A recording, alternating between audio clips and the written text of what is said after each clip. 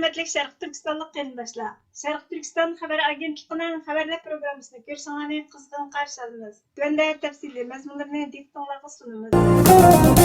Şərq Türkistan sürgündə hökuməti təcavüzçü Xitayning Şərq Türkistanni 70 yildan buyon atalmış Şinjan Uyg'ur avtonom rayoniga aylantirganligini qattiq aybladi. Hökumətning 28 sentabr kuni e'lon qilgan buningga aloqador axborotida mundaq deyildi. Beyjing Şərq Türkistanning har qaysi joylarida avtonomiya, ittifoqlik, muqimlik va zamonaviylashish degandek so'zlar bilan rosa jar salmoqda. Hech qanday erkin millatlar buningga aldinib qolmasin. Bularning hammasi Xitoyning Şərq Türkistonni ishg'ol qilib olish qilmishini yoshirish, irqiy qirg'inchilik jinoyatini oqlash, bir butun ulusni tamoman yo'qotishni maqsad qilgan mustamlikachilik turini ilgari surish uchun loyihalangan tashviqot qurollaridan boshqa narsa emas. Şərq Türkistan sürgündə hökuməti Beyjingning Şərq Türkistonni atalmış Şinjan Uyg'ur avtonom rayoniga aylantirib olganligining 70 yilligini xotirlash uchun ishg'oliyat ostidagi Şərq Türkistanda Xitoy diktatori Xi Jinping va Xitoy Kompartiyasining yuqori darajalik katboshlaridan tarkib topgan yuqori darajalik hay'atning nazoratchiligida o'tkazilgan cho'ng yig'ilishni keskin turda ayblaydi. Bu yerda tabriklanishga arziydigan hech narsa yo'q. Beyjing 1955-yili ulusimizni parchalashni maqsad qilgan harbiy ishg'oliyati va mustamlika qilish qilmishini yoshirish uchun o'z oldiga qonunsizlik bilan Şərq Türkistanning nomini o'zgartirdi. Şərq Türkistan xalqi azaldan Xitoyning har qanday shakldagi hokimiyatini qabul qilmadi. Aksicha keskin turda rad qildi. 20-asrda bizning xalqimiz egilik huquq va milliy o'z taqdirini o'zi belgilash irodasini namoyon qilib, ikki qatam mustaqil Şərq Türkistan Cumhuriyetini qurdi. Bizning qonunliq davlatimiz bo'lgan Şərq Türkistan Cumhuriyeti 1949-yili 22 dekabr kuni Xitoy ishg'oliyatchi kuchlari tarafidan og'dirib etildi. U kundan bu kunga qadar millatimiz egilik huquqi va majburiyatidan qilchimi voz kechib boqmadi. Şərq Türkistan xalqi chet el ishg'oliyati ostida har qanday bir avtonomiyani xohlamaydi, talab qilmaydi va izlamaydi. Bizning birdan-bir nishonimiz mustaqillik va egilik huquqimizni to'liq asliga keltirishdan iborat. Xitoyning muqimlik, zamonaviylashish va birlashish shiorlari Xitoyning ishg'oliyat, mustamlikachilik keng ko'lamda nazarband ostiga olish, qalaymaqon tutqun qilish, majburiy emgak silib qul qilish, mingsini yuyib etish, osmonasiya qilish, diniy e'tiqod va ona tilining jinoyatlashtirilishini o'z ichiga olgan irqiy qirg'inchilik qilmishini oqlash va yoshirish uchun ishlatiladigan tashviqot atalg'ularidir. Bunun bilan bir vaqtda demografik injenerlik, ya'ni nüfus qurilmasini o'zgartirib o'tish Xitoy mustamlikasining markazida o'rin olmoqda. 1949-yildagi 4%dan tuvan bo'lgan Şinjan ishlab chiqarish va qurilish harbiy atrati qaramog'idagi yarim harbiy ishg'olchi kuchlari va Xitoy mustamlikachi harbiy askariy birlik tarafidan tashkillangan va qo'g'dildigan Xitoy ishg'olchi yerlashimchilarining soni bugungi kunga kelganda 40% ning ustiga chiqdi. Yerlik Türk nüfusini o'z vatanlarida osonlik bilan ahvoliga tushirdi. Xi Jinpingning qiliqlari yoki qonun yoki paketni o'zgartirib olmaydi. Şərq Türkistan sürgündə hökuməti shuni qayta ta'kidlaydiki, Şərq Türkistan xalqi Xitoyning ichidagi osonlik millat emas. Şərq Türkistan Xitoyning ishg'oli ostidagi bir davlat. Şərq Türkistan xalqining ko'rishi atalmış avtonomiya huquqi uchun qilayotgan kurash emas, mustaqilligimiz va egilik huquqimizni tamoman asliga keltirishni maqsad qilgan kurashdir. Biz har qaysi davlatlar va xalqaro qurilishlarni Beyjingning yolg'on yovdaqlarini rad qilishga, Şərq Türkistanning milliy o'z taqdirini o'zi belgilash va mustamlikadan xoli mavjud bo'lish huquqini e'tirof qilishga, shundaqla Xitoyning necha 10 yillardan beri mustamlikachilik, irqiy qirg'inchilik va insoniyatga qarshi turish jinoyatini surishtirishga chaqiramiz deyildi. Hukumatning mazkur bayonoti Osiyo xalqaro xabarlar to'rida, Hindiston Tribunal xabar to'rida 29 sentabr kuni tafsiliy xabar qilindi. Şərq Türkistan sürgündə hökuməti muhaciratda yaşayotgan barlıq Şərq Türkistan xalqini 12 oktyabr motam kunini xotirlash faoliyati tashkillashga chaqiriq qiladi. Şərq Türkistan milliy harakati 12 oktyabr kuni Amerikaning poytaxti Washingtonda Oqsaroyning oldida namoyish qilishni qaror qildi. Şərq Türkistan sürgündə hökuməti, Şərq Türkistan milliy fondi, Şərq Türkistan parlamenti va Şərq Türkistan milliy uyg'onish harakati a'zolari qatnashadigan bu namoyishda Amerika boshliq dunyoning har qaysi joylaridagi davlat va qurilishlardan Şərq Türkistonni besilgan davlat deb e'tirof qilishga, Şərq Türkistanning mustaqilligini asliga keltirish ko'rishini qo'llash, Şərq Türkistanning mustaqilligini asliga keltirish, Xitoyning irqiy qirg'inchilik va insoniyatga qarshi jinoyatini surishti qilib, javobgarlikka tortish talab qilindi. Harakat qilishga chaqiriq qilish, sukutni buzish, erkinlik, haqiqat, Sharq Turkiston uchun o'rnidan dast turishga chaqiriq qilinadi. Namoyish tushdan keyin soat 1 dan 3gacha davomlashadi. Va yana Norvegiya Sharq Turkiston jamiyati 12 oktyabr tushdan keyin soat 2 dan 3gacha bo'lgan oralikda Norvegiya parlament binosining oldida namoyish o'tkazishni qaror qildi. Namoyish Xitoy hokimiyatining 76 yildan buyongi Sharq Turkistonni to'liq yutib olish uchun elib berayotgan qonxo'r siyosatlari, vahshiylarcha elib berayotgan irqiy qirg'inchilikni qattiq ayblashni, Norvegiya hukumati va xalqining Sharq Turkistonning mustaqilligini asliga keltirish ko'rishini qo'lga keltirishni maqsad qiladi. Norvegiyada yashaydigan Uyg'ur va boshqa Sharq Turkistonlik qarindoshlarni shundoqla haq adolatni yoqlashni o'zining burchi deb qaraydigan kishilarni bu namoyishga qatnashishga taklif qiladi. Etnik birlik, ya'ni Millatlar Ittifoqligi qonun loyihasi ideviy kontrollikni chingitib, Xitoy osonlik deb atalgan millatlarni bostirishni qonunlashtirish, ularning til huquqini yo'qotish va chet elda kontrol qilishni kengaytirishni maqsad qiladi ekan. Kishilik huquqni kuzatish xabar torining 28 sentabr kunidagi xabariga qaraganda, Kishilik huquqni kuzatish tashkiloti Xitoyda yangidan o'tirg'a qo'yilgan qonunning davlat ichi va sirtidagi Xitoy osonlik millat deb atalgan millat ommasini izchil bostirish va majburiy assimilyatsiya qilishni qonunlashtirish uchun keng qonuniy ramka bilan ta'minlaydiganligini e'lon qildi. Bu qonun ma'qullangandan keyin ideviy kontrollikni kuchaytirib, Xitoy osonlik millat deb atalgan millatlarning til huquqini bostirish qatorliq Xitoy osonlik millat deb atalgan xalq va diniy osonliklarni nishonlab, Xitoy chegarasidan olqib kontrol qilishni ilgari surishga turtki bo'ladi ekan. Millatlar Ittifoqligini va taraqqiyotini ilgari surish qonunining 62 moddalik loyihasi 2025 yili 9 oyning 8 kuni Xitoyning qonun chiqarish organi bo'lgan Mamlakatlar xalq qurultayiga sunilgan.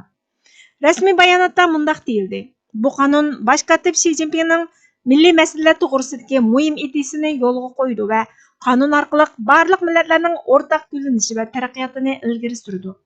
Kishilik huquqni kuzatish tashkilotining muavin Osiyo direktori Maya Wang Xitoy hukumati o'tirg'a qo'ygan Millatlar Ittifoqligini ilgari surish qonuni byurokratlik va jamiyatning kishilik huquq badaliga Xitoy Kompartiyasining rahbarligidagi kishilarni birlashtirishga safarbar qilishni maqsad qiladi. Tibetlar, Uyg'urlar va boshqa osonliklar hukumatning texmi qattiq bostirishiga uchraydi degan.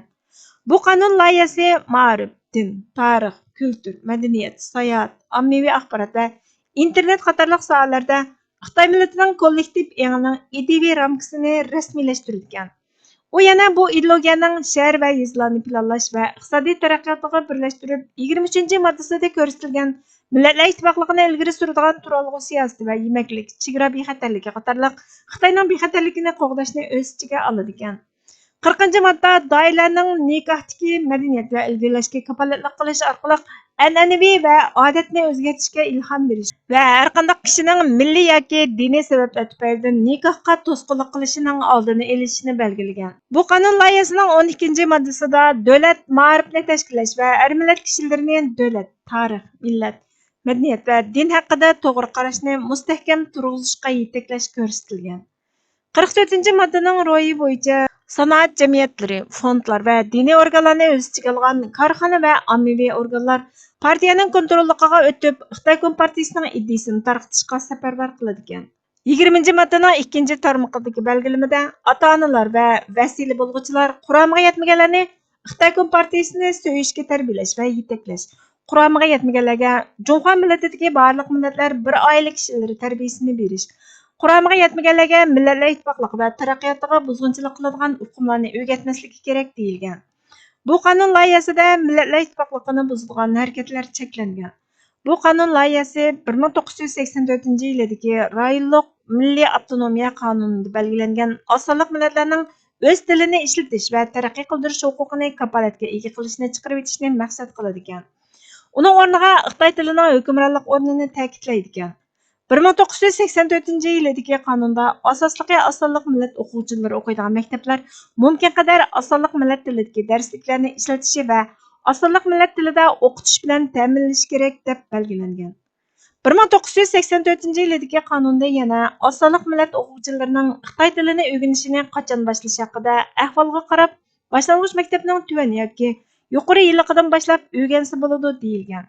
Qandaqla bo'lmasin, bu qonun loyihasining 15 moddasidagi belgilama bo'yicha o'qish yoshiga to'shmagan bolalar majburiy ma'rif oxirlashgandan keyin 15 yoshgacha cho'qim xitoycha so'zlashni o'rganishi va asosiyatdan egallashi kerak. Bu qonun loyihasida yana Xitoyning sirtidagi ideviy birlik talab qilingan. 17-modda doiralar bu xil ideyalarni Xitoy va chet ellik ziyolilar, fuqarolar jamiyati va aqlli amri o'rtasidagi o'zaro almashtirish va hamkorlik orqali tarqitish kerak deyilgan. 61-moddada Xitoy Xalq Cumhuriyatining territoriyasi sirtidagi millatlar ittifoqlik va taraqqiyotiga buzg'unchilik qiladigan yoki milliy bo'lginchilikka qudratli qiladigan tashkilot va shaxslar qonuniy javobgarlikka tortiladi deyilgan. Kishilik huquqni kuzatish tashkilotining Muavin Osiyo direktori Maya Wang Millatlar ittifoqligi qonun loyihasi Xitoy hukumatining davlat ichi va sirtidagi kishilarning Xitoy to'g'risidagi o'y-fikrlarini va ifodalarini kontrol qilish uchun ochiq-oshkor ko'rsatgan tirishchanligi. Munosabatli davlatlar Xitoy hukumatiga bosim ishlatib, bu qonunga amal qilib, osonlik millatlar to'pi va ularning qo'llovchilariga ziyonkashlik qilishni to'xtatish kerak dedi. Sharq Turkiston surgundi hukumatining tashqi ishlar va bexatarlik ministri Salih Xudoyor buningga inkos qaytarib, Xitoyning faşistik atalmış millatlar ittifoqligi qonuni Uyg'ur, Tibet, Mo'ng'ul va Xitoy bo'lmagan boshqa kulturdagi millatlarni yo'qotish planidan iborat. U Xitoyga bo'lgan sadoqatmanlikni ijro qiladi. Bu xalqlarni qo'g'daydigan har kimni har qanday joyda jazolashni maqsad qiladi. 17-modda Xitoy Kompartiyasi o'z ideologiyasini chet elga eksport qilishga, chet el akademiyasi, fuqarolar jamiyati va aqlli amberdan foydalanib, Xitoy milliy engini tarqitishga buyurildi.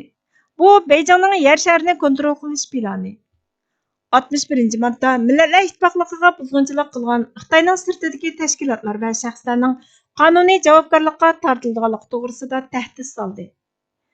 Faşist millatlar birligi qonuni Uyg'urlar, Tibetlar va Mo'ng'ullarga qarshi davlat olqigan bostirishni kodlashtirdi dedi.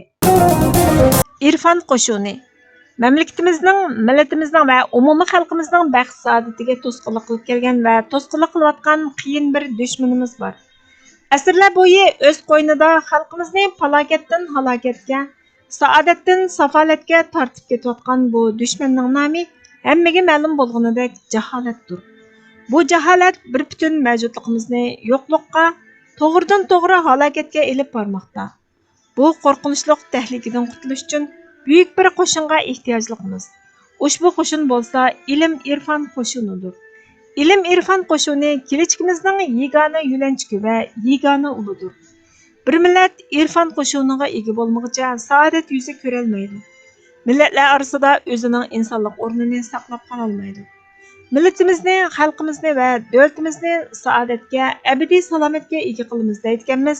Hukumat va xalq birlikda qo'l tutishib, vaqt zoya qilmasdan to'liq va talabga loyiq bir ilm-irfon qo'shiniga ega bo'lish majburiyatimizning borligini unutmasligimiz. Buning uchun tirishchilik ko'rsatishimiz lozim. Hukumat o'zining yaxshi niyat va to'g'ri siyosat olib berayotganligini ko'rsatish uchun o'tmishdagi xatoliklarni va kamchiliklarini to'nigan holda o'lkamizning ta'lim-tarbiya va ma'rif sistemasini sog'lom bir programmaga bog'lashi va buni qat'iylik bilan amalga oshirishi lozim. Xalqimizning kelajak naslining fikr, ilm, san'at, fan-u nasihat va axloq beg'ida yetishgan sog'lom avlodlardan bo'lishini istasa, o'rinsiz va chorasiz ah-voh qilishni bas qilib, ma'rif yo'liga safarbar bo'lishlari kerak. Hukumat bilan xalq bir safda turib harakat qilganda, mamlakatga, millatga va davlatga foydali bir irfon qo'shinini borliqqa keltirgili bo'ladi. Buningsiz hech bir maqsadga yetish mumkin emas. Manba Erik Gesti 782-son 1949-yili 19-may. Uyg'urchaga ag'dirg'uchi Burhan Muhammad. Bugungi xabarlarimiz bu yerda oxirlashdi. Kelar qitimqi programmamiz ko'rishguncha Allohga omonat bo'lgaysizlar.